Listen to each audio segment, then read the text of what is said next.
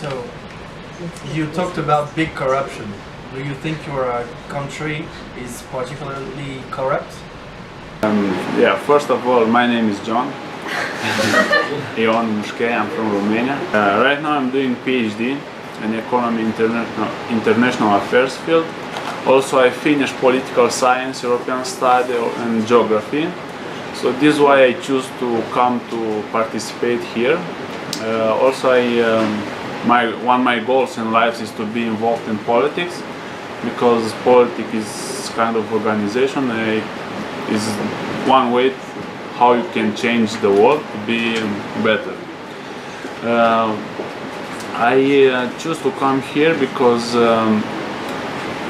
I read and I heard about your methodology, and I think that it's a really good one. You can put in practice many your ideas, and very important why I come here, because everybody from us, they know what is the problem, but there are too less people who can find a solution for that problem. And this is why I come here to this project to together to find the big problem, but together to find solution for these problems. About your questions, I think yes, Romania, even if it's in the European Union, is considered one of the sui generis organization and good model organization from the rest of the world. Romania now it's confronted with big corruptions, and I think in other countries too, especially in Central and Southeastern Europe. But second idea was the civic responsibility. As I said at the beginning, civic responsibility, it not refers especially to the citizens, to the society, but especially for the politicians.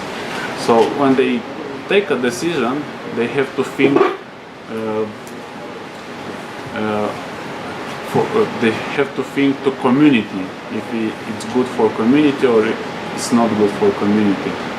Being responsible, after that maybe the corruption is going down. Corruption is a very big thing. Yes. I mean, everybody knows that corruption is a problem. And I know that until now you have been discussing about the problems, but do you have ideas on how we can combat corruption? Yes. It's a I have very one big... I have one idea, and we discussed last night about one solution. We have to make them responsible. But how you can make them? I think that before the election there is an election campaign, and they promises us some questions, something to do. And you can make something like this. If you are elected and if you have the power in your mandate, in your period when you are governing, if you don't do your promises, people to have this, society have this power to dismiss them or something like this. This can be one solution maybe. So you are talking about accountability, how to make them accountable to what they promise. Yes, something like this. Because they promise. How do you imagine that? How could we do that? We can do it from technology. For example, parliament or public institution is formed by parliament and government. They represent the people, some part of the people from each area. One senator, for example, in Romania represents, I don't know, between 20 and 60,000 people, let's say. And they have, and here is coming the technology. They have to create some platform, and people have to decide. And but first of all, when is one law supposed to be voted or not, the senator or deputy have to inform the people, that people who have to, which is represented them, and they have to vote yes or not And after that, the senator just confirmed the decision of his.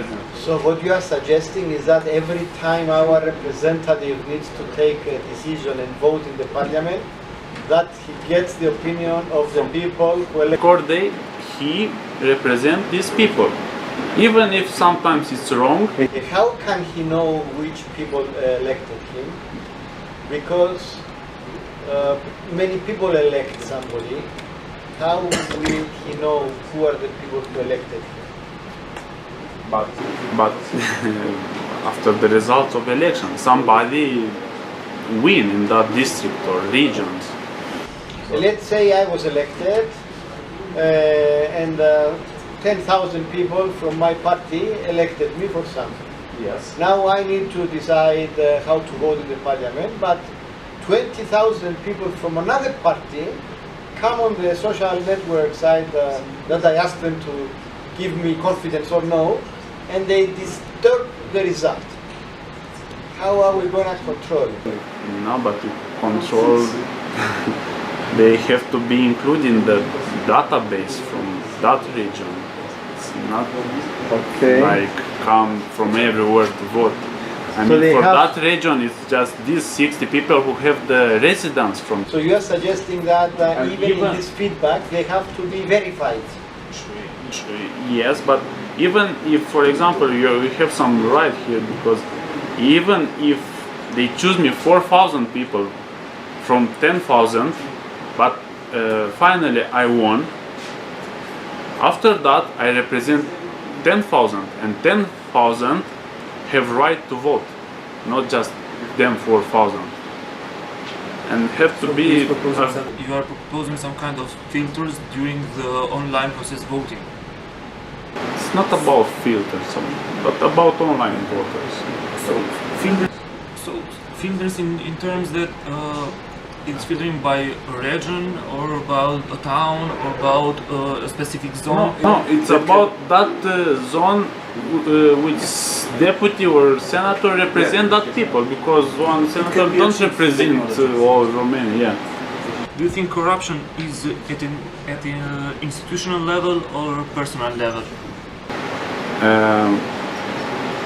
First of all, I think there are both sides.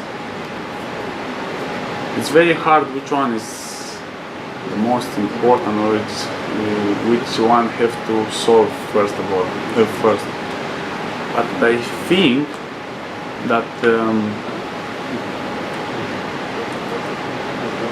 if one man is corrupted, he is not produce too much. He is not affect too much society. But if one institution is corrupted, it can produce one effect, like a spillover effect. And this is why I think that the institutional corruption institutional it's more dangerous. So when you think that you have a big corruption in Romania, you think that you have corruption at an institutional level? Yes. And sometimes, because it's not a model for society, society says if Prime Minister is corrupted, why I cannot be corrupted. Thank you, Ion. Thank you Very much.